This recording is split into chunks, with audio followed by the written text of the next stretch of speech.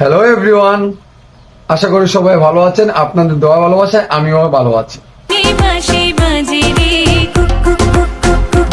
বন্ধুরা, শাকিব খানের বহু আলোচিত সিনেমা তুফান। তুফান সিনেমার নায়িকা দুইজন, নায়কও দুইজন।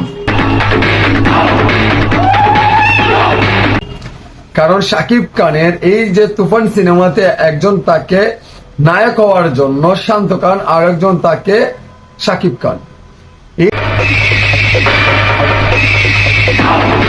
এই যে তুফান এমনকি শান্ত খান, দুটাই ক্যারেক্টার কিন্তু খুবই ভিন্ন, এমনকি নায়িকাও দুইজন রয়েছে ভিন্ন টাইপের। তোর আসল নায়িকা কে?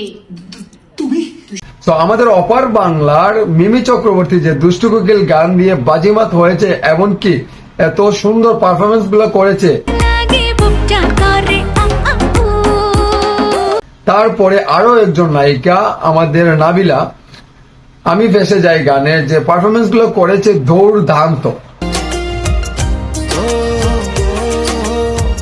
কারণ সবার ক্যাটাগরি কিন্তু চেঞ্জ। এই চেঞ্জিং যে একটা বিষয়টি এসেছে নাবিলার এমনকি মিমি চক্রবর্তীর এই যে পারফরমেন্স গুলো আপনাদের কাছে কোনটা বেশি ভালো লাগছে, এমনকি কোনটি হৃদয় গেঁথে আছে আপনার? তুমি হাসলে ওই গানে আমি দুষ্টু কোকিল গানে না আমি ফেসে যাই গানে আপনাদেরকে কিছু ছোট ছোট ক্লিপ করে আমি দেখাতে চাচ্ছি।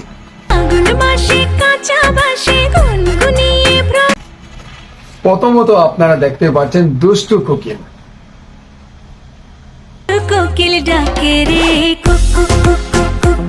আবার দেখেন আপনারা আমি ফেসে যাই। ও আমি ভেসে যাই।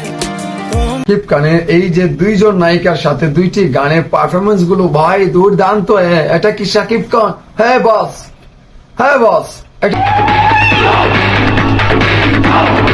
এই শাকিব খান।